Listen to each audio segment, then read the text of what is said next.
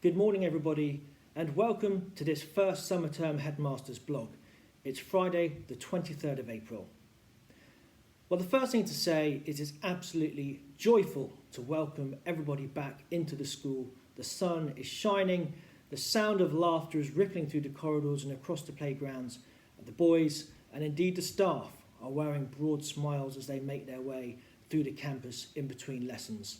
Long may it last. It is truly exhilarating to see.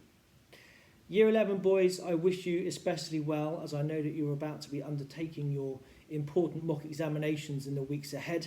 And please remember that these grades will not define you as human beings. It's important, of course, that you work hard, that you continue to revise, and you give it your very best shot.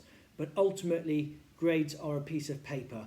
We are equally importantly looking for you to move forward from Kingswood House as good, well-rounded citizens, young people with a strong moral purpose, a fortitude and an ability to make a positive difference to society.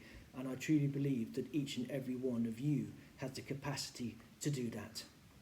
On a related note, we are very pleased to welcome into the school this morning Mirinda De Prano, the former head of Notre Dame and the chair of governors at the Ursuline.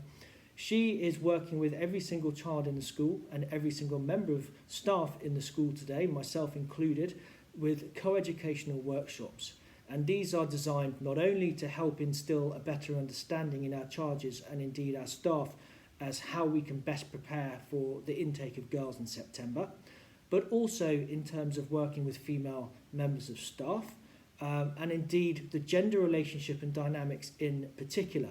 We have seen in the media recently the Me Too movement, the Everyone's Invited website, and of course with the trial of George Floyd in the headlines again this week, the Black Lives Matter movement as well. And it's increasingly important for all of our boys to carry a better understanding of how their actions and their words really do have consequences, and quite long and far-reaching ones. And Mirinda, I know, will tap into the very heart of that message and really reinstill the importance of tolerance, kindness, respect and understanding for all in our school society.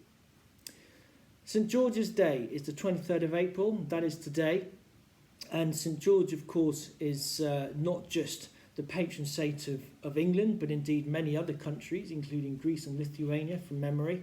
And it is, of course, a pretty basic symbolism of good against evil, with George being good and the dragon, the poor old dragon, being representative of evil. And it sort of made me think in a slightly playful way of a metaphor with coronavirus, with Boris being George and the coronavirus being evil, because Boris does seem, with his vaccination programme, to be vanquishing the coronavirus. And in the news today, I understand we're almost at the end of the pandemic in statistical terms, which is fantastic.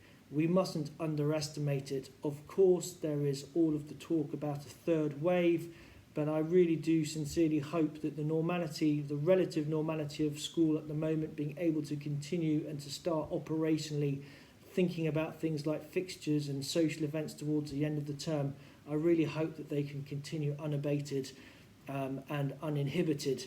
But we will still be vigilant. We will still be keeping the hands, face, space, the social distancing, the mask wearing, the washing of hands, and of course the basic hygiene and principles of learning the lessons from the last year, which has been truly difficult for all of us to take forward. And on again a related note, this term's value is that of endeavour. And I asked all of the boys in assembly this week to have a little think about what that value means for them. And I have summarised it to them as follows. It's a desire to show a positive attitude in all that you do, and making sure that you take care of the little things that over the course of time add up into making a big difference. It's about having a dedication to those things and those people of whom you are fond, a demonstration of camaraderie and togetherness with your form and your family to create a team ethic, to have perseverance by not giving up, to show grit, determination, not leaving things to other people, not always taking the easy pathway, having the maturity to recognise the part you have to play in decision making and indeed your own all-round learning. And I would really be pleased if parents you could reinforce those key messages at home as we will do in school. It's the languages subject enrichment for the first half of this term. I know that Madame Taylor and Madame Swift have worked incredibly hard to put together a really exciting programme of events. She talked to the boys in assembly on Wednesday, and I know that there'll be a lot of detail in the newsletter next week. So plenty to look forward to and to get your teeth into this term. And parents, we very much look forward to seeing you in person in the not too distant future. And in the meantime, we very much hope that all of the boys continue their recovery to what I call match fitness. There is bound to be the odd day where pupils feel overwhelmed with tiredness or with work or anxiety, but this is Kingswood House.